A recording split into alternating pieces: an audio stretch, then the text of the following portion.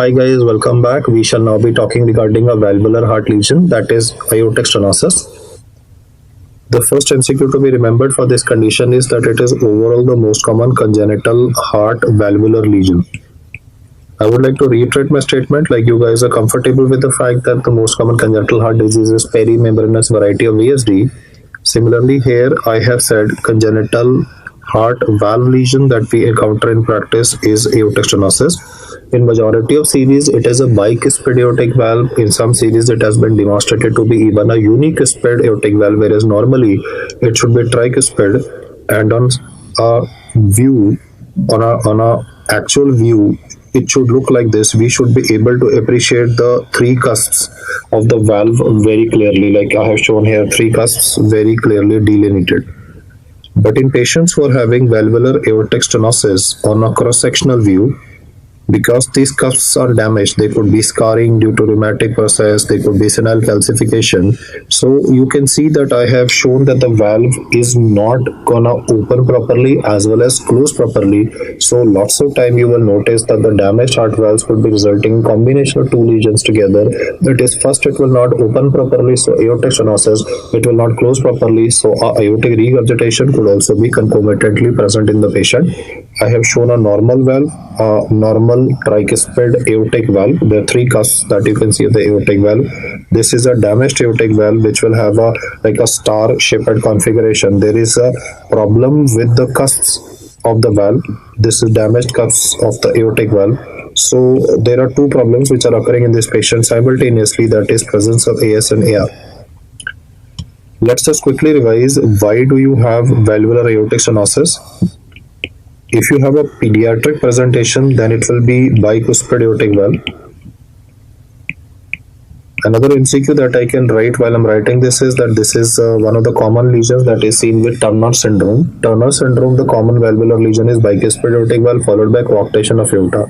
And in Noonan syndrome, it is pulmonic stenosis. I'll write it down separately in a while, but I have explained that in other lectures also, so I just said it verbally.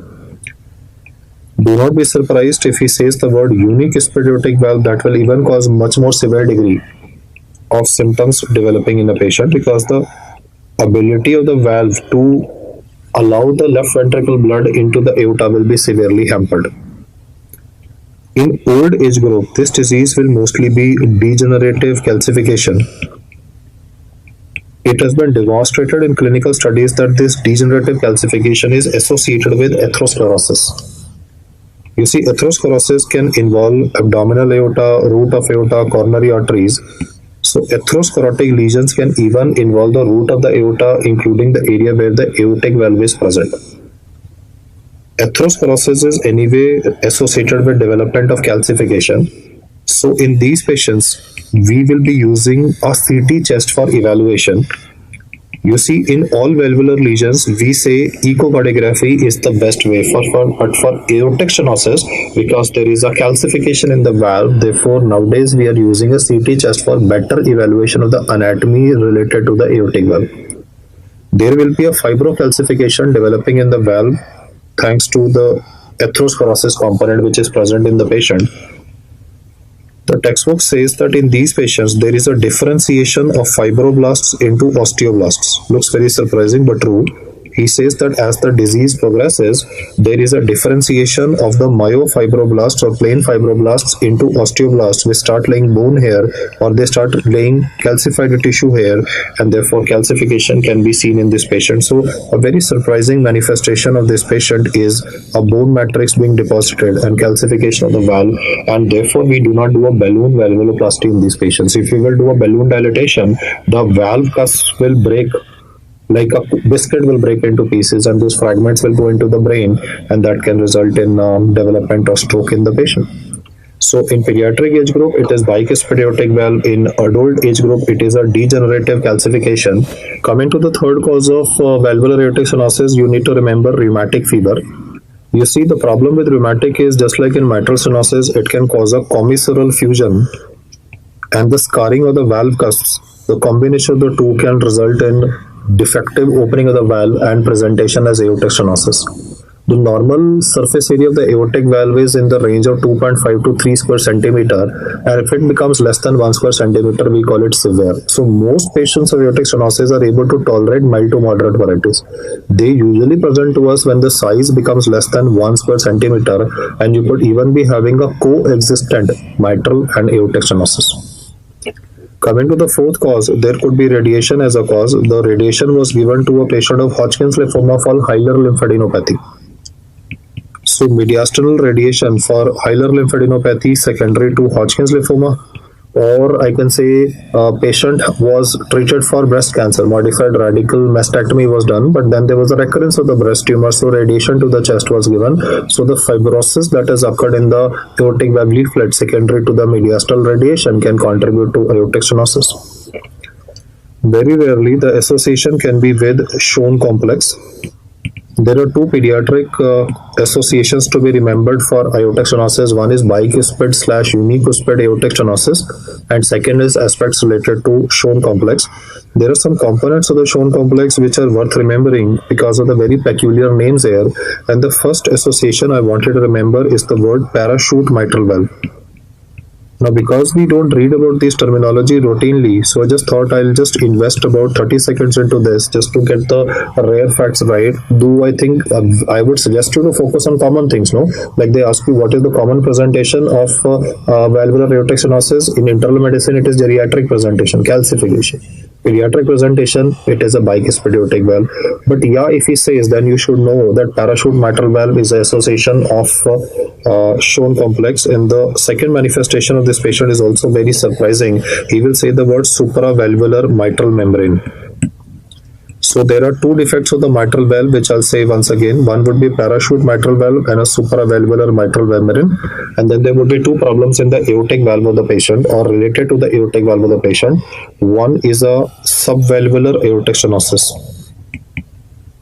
Though you read about subvalvular aortic stenosis and hypertrophic obstructive cardiomyopathy also, but in HOCM we usually talk about systolic anterior movement of the mitral valve, and here the associations of mitral valve are parachute mitral valve, supravalvular mitral membrane. The fourth manifestation of this patient is association with coarctation of aorta. So let's get the associations right. Remember the fact that the first thing that I taught you for valvular aortic stenosis was a cause by the name of bicuspid aortic valve. This is usually the common heart lesion that is seen in patients of Turner syndrome. And the second common lesion that is found in Turner syndrome is coarctation of aorta. I'll just put them in decreasing order of importance by putting 2-star versus a single star. Another association to be remembered is for hypertrophic obstructive cardiomyopathy, which is called as SAM. SAM would stand for systolic anterior displacement of the mitral valve, versus the word parachute mitral valve, which is already written on the slide before you. So to get both the words right, systolic anterior displacement of the mitral valve is a feature of hypertrophic obstructive cardiomyopathy, and parachute mitral valve is a feature that is related to Schoen complex with 4 aspects mentioned. 2 for mitral valve. What are the problems of mitral valve? A parachute mitral valve, very classical, and a supravalvular mitral membrane. Then is subvalvular aortic stenosis, which is associated with HOCM with only a left ventricular outflow tract obstruction, and then a coarctation of aorta. So these are some terminologies which I want you to remember.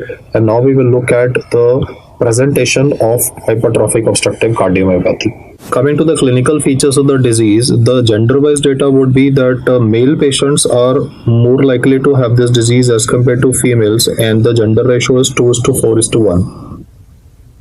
Bicuspid aortic valve, which is mainly a pediatric presentation, has an autosomal dominant pattern of inheritance.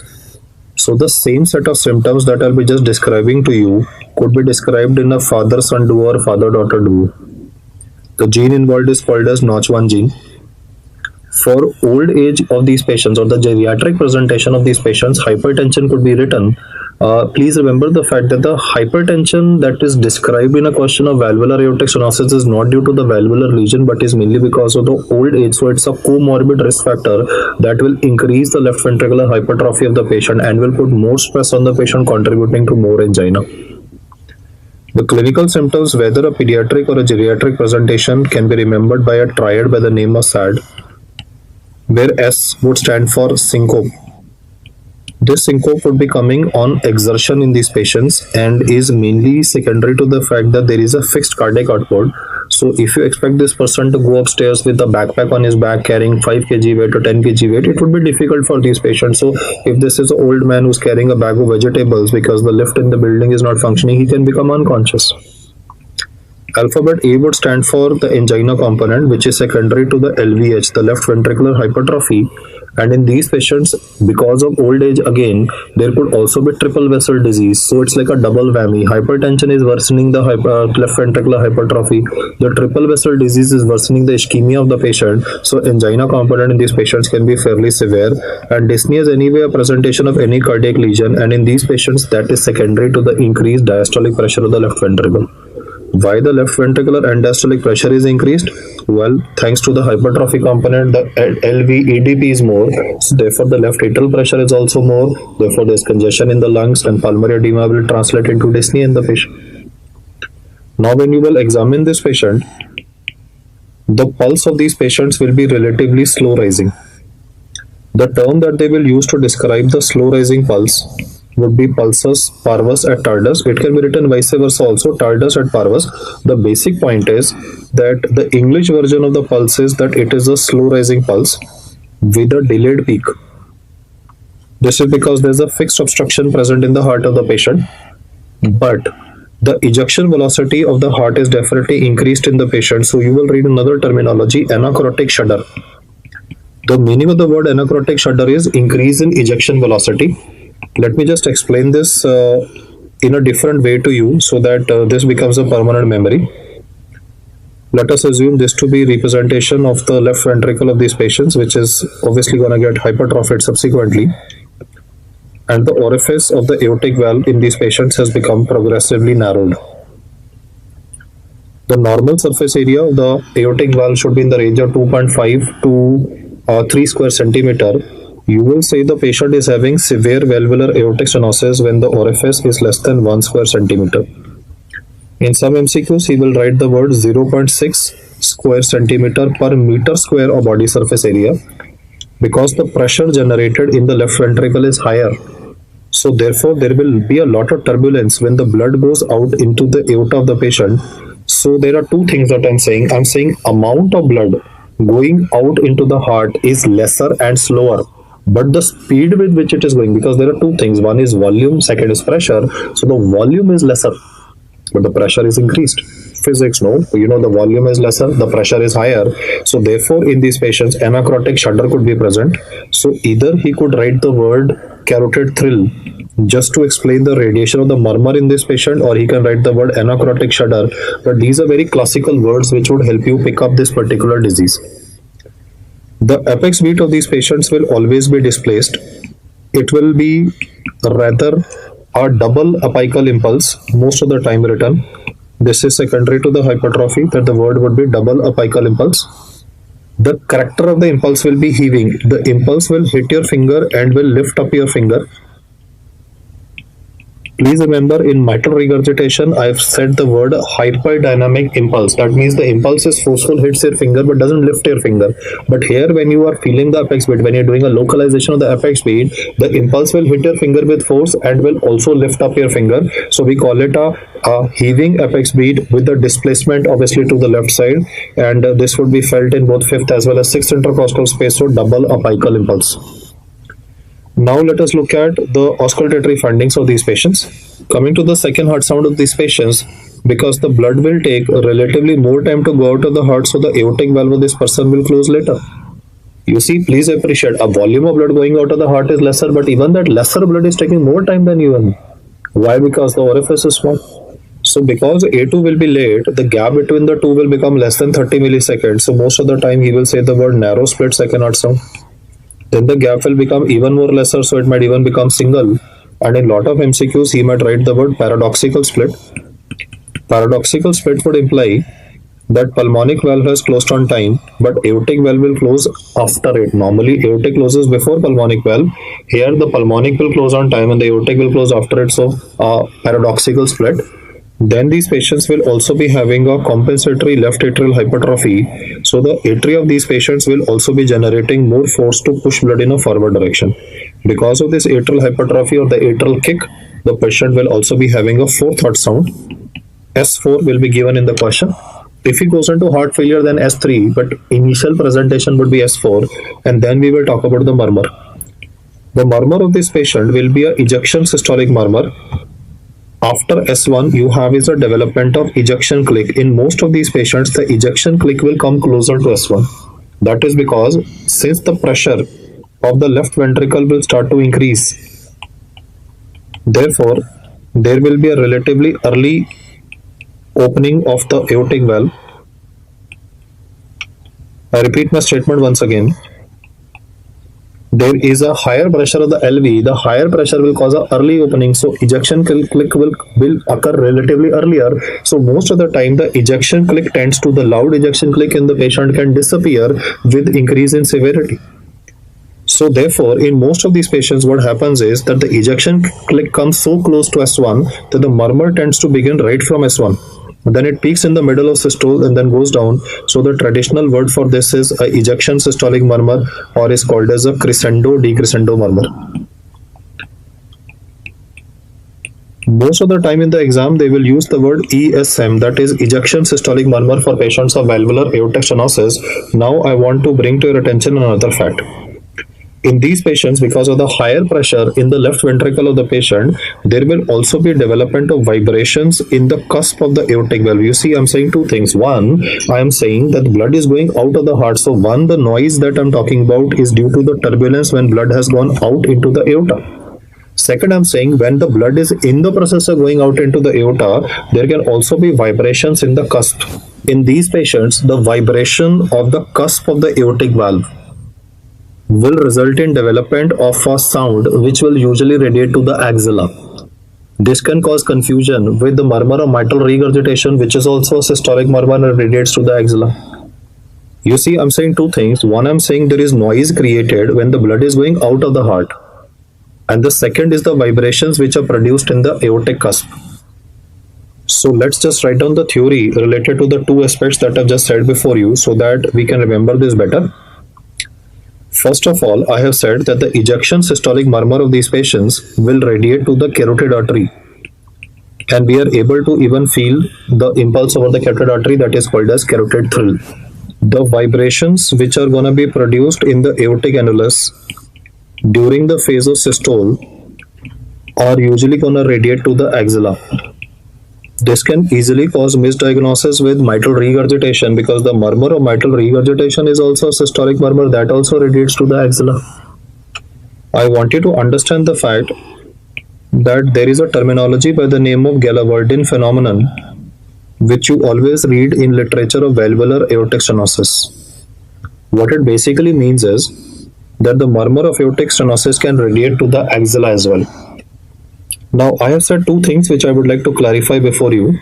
One, I am saying that in aortic stenosis, the turbulence in the jet of blood, that is gonna radiate into the carotid artery because the blood is going into aorta and then into the carotid artery. Second, I am saying that the vibrations which are present in the aortic annulus are gonna radiate into the axilla. So there are two directions in which the murmur of aortic stenosis can radiate. That is, one, upwards to the carotid artery, and second to the axilla. And this that I've explained to you, that this can cause confusion with mitral regurgitation, because the murmur of mitral regurgitation is also a systolic murmur and it also radiates to the axilla. We can obviously differentiate between the two because other associated findings would be present, like mitral regurgitation would be having a pansystolic murmur. Here you are having ejection systolic murmur. The clinical presentation will be different. Mitral regurgitation is usually developing in scenario myxomatous degeneration of the valve, infective endocarditis. So obviously antecedental data is also to be considered, but considering the fact that when you are examining the patient, you are not aware at that point of time which etiology is responsible. So this fact has to be kept in mind. Let us now look at the ECG criteria for diagnosis of this patient. We shall now talk about workup of patients of aortic stenosis, and the first investigation to be done in the patient will be a baseline ECG. One of the highlights of the ECG of valvular aortic stenosis is that the S waves will be very deep in lead number V1, and when it comes to R waves in lead number V5, they will really be very, very tall. I'm just applying the rule here, that is SV1 and RV5 or V6 should be more than 35 to call it a presence of left ventricular hypertrophy. Let us now quickly count regarding the number of the large squares you can count here. So you can definitely count a substantially large number. I think the depth of the S wave itself is 25 millimeter. And then if you look at the height of the R wave in lead number V5, that's another 5 large squares, that is another 25 millimeter. So 25 plus 25 will work out to 50 millimeter. So you're really having a very big heart in these patients. So left ventricular hypertrophy is what you will definitely be able to notice. Another feature that is very visible in patients, especially in lead number V5 and V6, the lateral leads is T-wave inversion. So I'm also saying the word left ventricular strain pattern. What I mean by strain is that the oxygen demand of the heart is increased in the patient, and that is why a subendocardial ischemia or T-wave inversion finding can be noticed. When you will be doing a chest X-ray of the patient, it will definitely show a cardiomegaly and the cardiothoracic ratio will be increased. I will also be doing an echocardiography in the patient to identify the valve morphology. If the size of the valve is between 1.5 to 2 square centimeter, we will say mild. If it is between 1 to 1.5, we will say it is moderate. And if it is less than 1 square centimeter, then we will say that the patient is having a severe variety of valvular aortic stenosis. So it would be mild, then would be moderate, and then would be the severe variety. Now, because of the fact that lots of time the anatomy can be distorted by commissural fusion by calcification, so nowadays instead of echocardiography, what they're recommending is that the best way to identify a calcified aortic valve is a CT chest. So I would like to highlight like this, that for any valvular lesion or structural heart disease, you can easily answer as echocardiography. But for aortic stenosis, I would recommend you that if along with echo CT chest is also given, then CT would be advised, because that's what the textbook says, that the calcification and the distorted morphology secondary to calcification in adult age group or geriatric age group is best evaluated with help of a CT chest. Because a lot of these patients will also be having triple vessel disease due to old age, a coronary angiography should be done in these patients, especially to evaluate whether there is a requirement of coronary artery bypass grafting, because we can do both the procedures simultaneously, that is a aortic valve replacement plus a CABG, that is a coronary artery bypass grafting. When it comes to treadmill test in a patient, a lot of these patients may not be able to do it, especially severe aortic stenosis. We do not do a treadmill test. So what is the next best test after treadmill test I've taught you is stress echocardiography, where we can use dobutamine stress echo. But the problem in these patients is they're already hypertensive, and due to dobutamine the BP can increase very significantly. So I want you to remember the fact that treadmill test as well as dobutamine stress echo is not recommended for patients of severe valvular aortic stenosis. Why not in treadmill test? Why? Because they are having a low cardiac output or a fixed cardiac output, I would say. And when it comes to dobutamine stress echo, the concomitant hypertension will make it very dangerous to give dobutamine stress echo. That is why straight away a coronary angiography, or maybe we can do a nuclear scan in the patient, like a stress thallium in the patient. But the problem is, again, you might have to give pharmacological stress, and the pharmacological stress might not be tolerated by these patients due to concomitant hypertension. So straight away coronary angiography in these patients is warranted. Anyway, the patient is old age, so we know that there will be a substantial stenosis in the main coronary arteries of the patient. There could be various reasons why there could be death in these patients, and one of the important reasons of death could be heart failure. If syncope is present in a patient as a symptom, then usually if syncope has started appearing in the patient, the death will occur within 3 years. In fact, with syncope and angina appearing in a patient, the possibility of death of the patient within the next 3 years is definitely increased. On the other hand, if he starts having dyspnea also, that means there's a further decomposition, death will occur about 2 years. But if there is findings of congestive heart failure in a patient, then death will occur in 1.5 to 2 years. So I am again covering an MCQ here, that with which symptom highest chances of death can be seen in valvular aortic stenosis. Then I can say it's like this, that congestive heart failure is more dangerous than all of the other conditions because of the severe pulmonary edema component. So CHF will contribute to earlier mortality as compared to the other perspectives, and some of these patients can even have a sudden death. Sudden death is more common in asymptomatic aortic stenosis, whereas in symptomatic you are usually having a congestive heart failure and a decompensation that will develop in the patient. Coming to the treatment of patients of valvular aortic stenosis, what you will see nowadays is that in multiple choice questions, he might start using terminologies like stage ABCD. So stage A of valvular aortic stenosis simply means the fact that the person is having risk factors which are necessary for development of aortic stenosis, which could range from bicuspid aortic valve to a calcification in the valve in old age, but at the moment there is no narrowing of the valve. Stage B is said to be present when a person is having progressive narrowing of the valve from, let me say, 1 to 1.5, that would be moderate variety, or 1.5 to 2, that would be a mild variety of valvular aortic stenosis. If present in a patient, then I will say that the person is in stage B of valvular involvement. Stage C would be when the person is having severe aortic stenosis. Definition of severe aortic stenosis, I'll write right at the bottom. That would be defined as transvalvular pressure gradient of more than 40 millimeter of mercury. What I mean by transvalvular pressure gradient is pressure difference between the left ventricle pressure and the aorta, and thanks to the hypertrophy of the heart, the blood goes out with more force, so the pressure gradient is more than 40 millimeters of mercury. This will also increase the ejection velocity 4 times the normal. You and me, the blood goes out of the heart at 1 meter per second, here will go out at 4 meters per second, and the size of the orifice is less than 1 square centimeter, or can be written as less than 0.6 square centimeter per meter square of body surface area. So any of these terminologies written in the question means severe aortic stenosis. You will say stage C when severe aortic stenosis person is asymptomatic, and stage D would be when you are having a person with severe aortic stenosis and the patient is symptomatic. When it comes to a symptomatic patient, the treatment of choice would be answered straight away as a transcatheter aortic valve replacement. I repeat my statement once again. For a person of stage D, which means that person is having severe symptomatic aortic stenosis, we will have to go in for a transcatheter aortic valve replacement. I'll just show you the image for it. You can see that we are deploying a prosthetic valve here. We are not removing the old heart valve, but we are deploying a new heart valve here. That would be called as a transcatheter aortic valve replacement, which is the in thing nowadays for that. I would put it like this: minimally invasive procedure that we are doing for these patients is a transcatheter aortic valve replacement. So for a symptomatic patient, stage D, it is TAVR.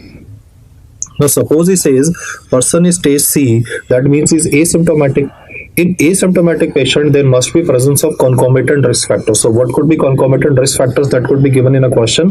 The example could be like the person is having a concomitant triple vessel disease.